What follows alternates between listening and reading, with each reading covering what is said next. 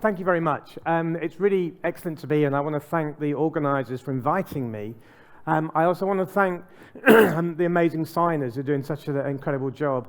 But I also want to thank the warm-up acts before I come on. So thanks, everybody. So my work is on artificial intelligence and education. And as you can see from this, I take a critical studies perspective. So that means that I try and break it apart. And sometimes it means that people think I'm being a bit negative. And I kind of, well, that's just life, isn't it? So I'm not too worried about that. So what I'm going to do today is I want to talk just three main points. So the first point I want to get across is that AI in education is more than just generative AI, more than ChatGPT. But then the AI in education is problematic. And then finally, that critical AI literacy is something I think is absolutely key. So let's begin with AI in education is more than generative AI. And the reason I say this is because when I have conversations with people, everybody seems to think that AI started 2 years ago when ChatGPT arrived so dramatically. I've been involved in AI and education for about 10 years, and I've been working with the Portuguese Ministry of Education on AI and education for at least 5 years. So ChatGPT appeared, but AI in education is far more than that. So I'm just going to give some examples, the ways in which we think about this in three categories. So firstly, institution-focused AI in education. So things like dealing with admissions and school security and identifying dropouts, all that kind of thing. So you can see there's 5 different types there. But then we also have teacher-focused AI in education. So things like plagiarism detection, automatic curation of learning materials, classroom monitoring, and so on. So another, what is it, about 8 there. But then the big one, we have student-focused AI in education. So the AI in education research community have actually been around for more than 50 years now, 50 years. And so these are all the different types. You'll notice in the middle there that just one of them is generative AI, things like ChatGPT. So point number 1, AI in education is far more than just generative AI. So moving on to my second point then, I'm concerned that AI in education is actually quite problematic, and I'm going to look at some of the reasons for that now. So one of the claims that we're always being told is that the fantastic thing about AI is it will save teachers lots of time. Actually, this is a claim that's been made since the 1930s with the psychologist B.F. Skinner, where he launched his teacher machine. And he said then, in the 1930s, his machine will save teacher time. But the reality is it didn't save teacher time. And in fact, no education technology since then has ever saved teacher time. And I don't think AI is doing it either. So what it does do is it displaces teacher time from one activity to another one.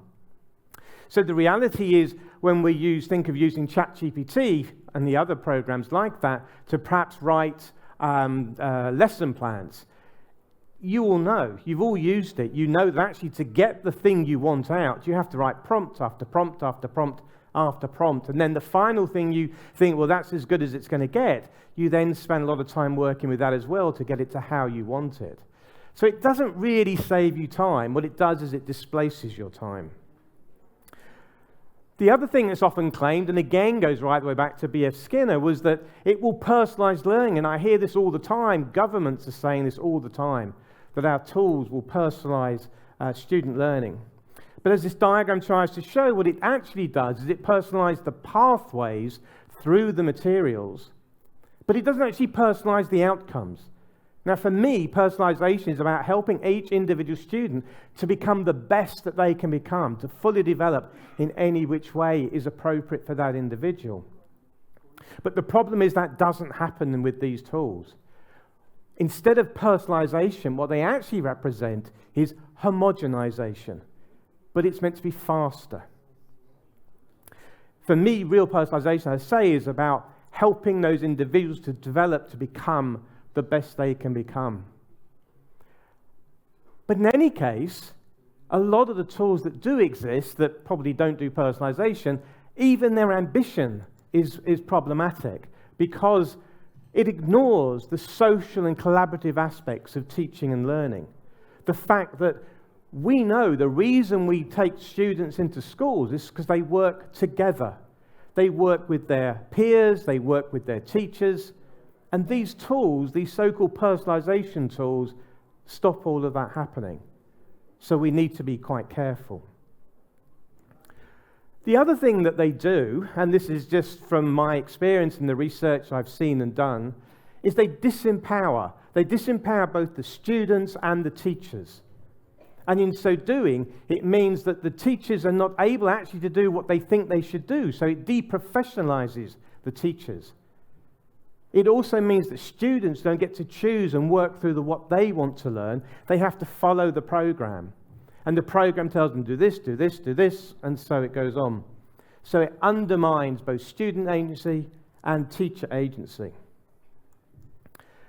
The final point to make here is about stress. Now, when ChatGPT first arrived so dramatically 2 years ago, everyone said it's fantastic, it's going to make things better for students. But some research that I've seen recently has shown that actually students today are more stressed than they were 2 years ago. They're stressing about, should I use these tools? They're stressing about what happens if I do use these tools, will I be told off? And they're stressing that even if they don't use the tools, they'll be accused of using the tools. And this is not a theoretical thing. Students around the world in universities have been thrown off their courses because of that type of accusation. So these are not pretend issues, they're real issues that are happening at the moment. So what about this AI literacy then? If you spend just 5 minutes on the internet, you'll find lots of places where it will tell you about how AI works, how to create it, how to write prompts, all that kind of stuff. I'm not interested in that. What I'm interested in is what is the impact of these tools on our students, on our teachers, on all of you, on everybody in Portugal and everybody in the world. What is the impact of these tools? So I'm going to give you some of the kind of things that we talk about. So firstly, we need our people to know that actually these tools are not as good as they're made out to be. During the pandemic, we were told AI was going to come to the fore and solve everything for us. But as this shows, that didn't happen at all. This one I think is very indicative. This young woman, she wanted to put her photograph onto LinkedIn, and she wanted to improve it. So she put it into one of the AI tools and asked it, improve this image, make me look more professional. And this is what it came up with. I think this is problematic. Here's another version of that same kind of problem. So draw me a kitchen with absolutely no polar bear in it. So clearly all it's done is it's in kitchen polar bear, and these are the images. It doesn't understand. And these are the kind of issues that we need our teachers and our students and everybody to understand. We also need everyone to understand the impact of these tools on the climate. Today, the AI tools use more power than a country the size of the Netherlands. And it's predicted within the next 2 years to be using more power than India, the most populous country in the world. But not only that, it uses water. It uses, the Microsoft server stations use about 25,000 Olympic-sized swimming pools of water every month. And some of these server stations are in places where they're in drought. So there's no water for drinking, there's no water for agriculture, but these tools, these server stations are still there. And not only that, to train ChatGPT, it generated as much carbon dioxide as it would driving a car to the moon and back. We need everyone to understand these issues. Here's one quick example. We see a lot of these tools that will summarize text for us. We don't need to read books anymore. We don't need to read PDFs. We can get the ChatGPT to do it for us, and we just read a paragraph or two. I tried this. So I wrote something and published, and I put it into here and said, give me a summary. And it gave me this. Could be impressive. I said, do it again. And it gave me this. And again, and again, and again. The point is, every single one of these is different. So which is the right one? We don't know.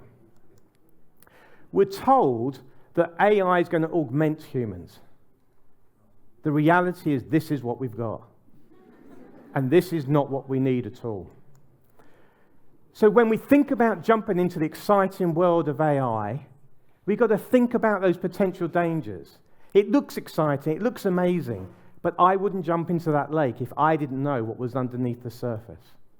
So let's explore this, let's be critical, and let's help everybody to better understand these tools. So thank you very much for listening.